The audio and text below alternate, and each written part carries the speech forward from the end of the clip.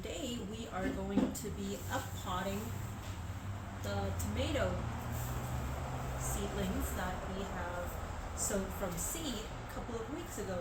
It's starting to get really tall and it's time to move them up.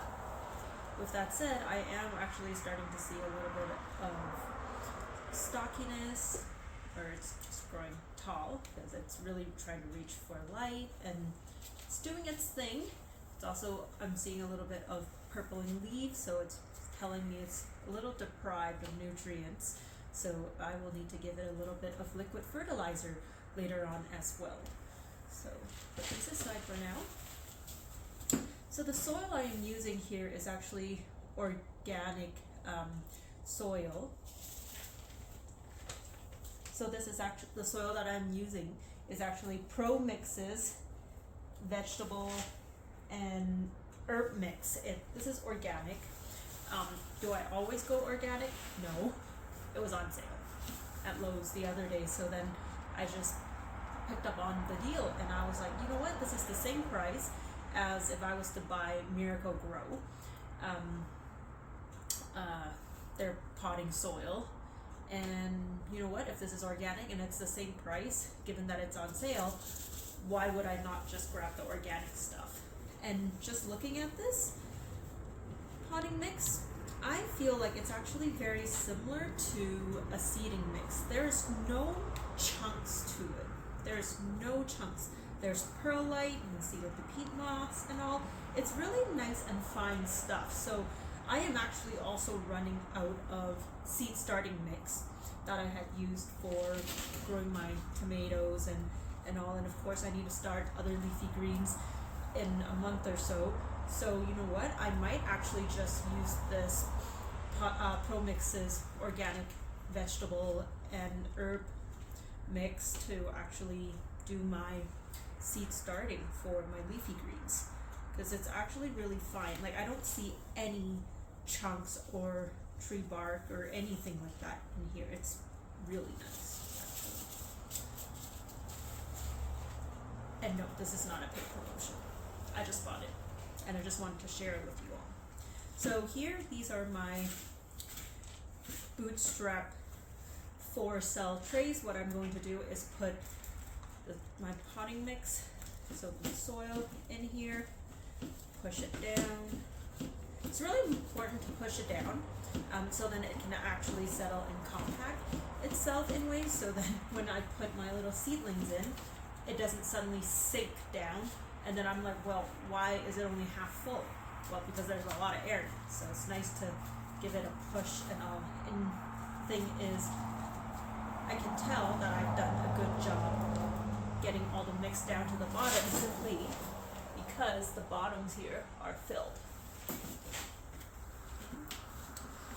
Okay, so just going to put it up halfway like that, fill my other trays.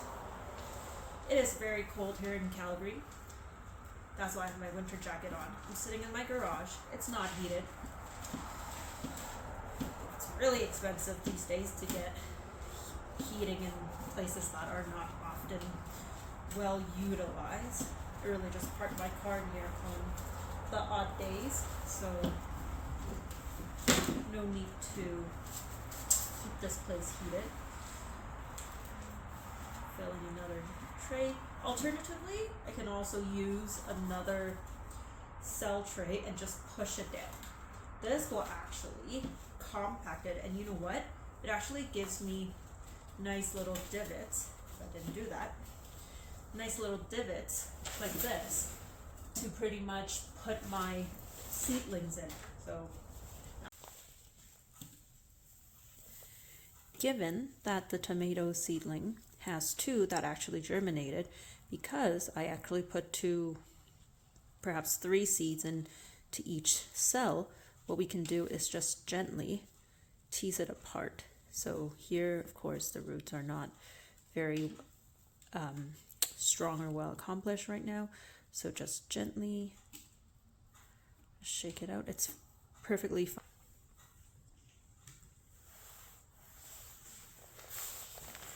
So planting,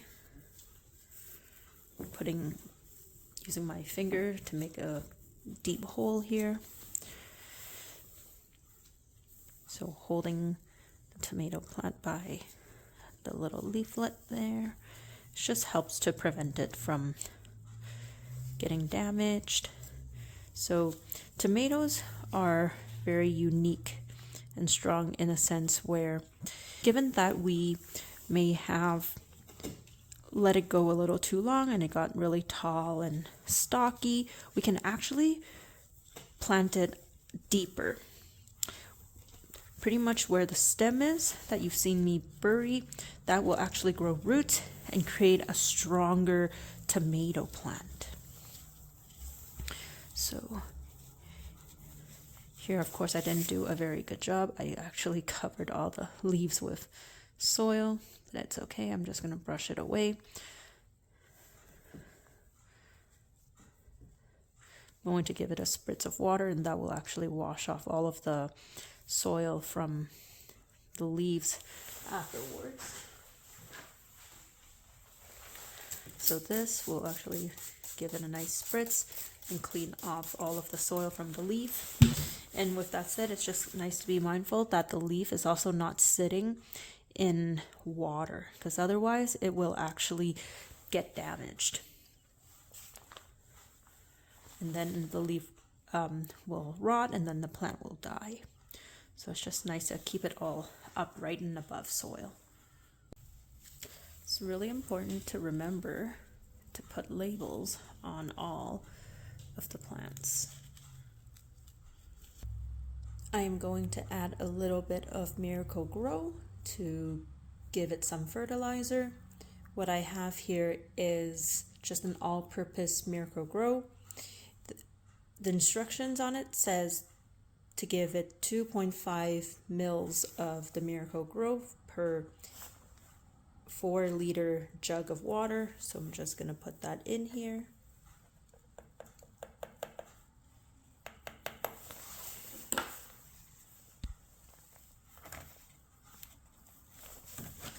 Give it a shake.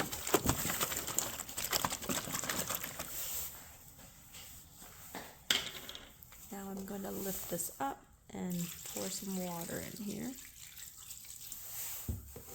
And now I will just let it absorb from the bottom up. Bottom watering,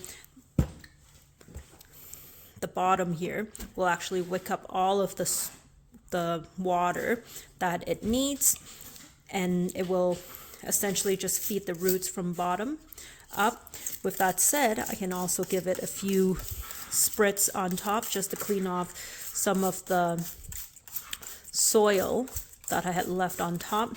And it's very important that it has time to actually dry out, otherwise we will have a rotting problem, and all of this will just be a waste of effort. Thank you for watching this video. Don't forget to like and subscribe. Let's grow together.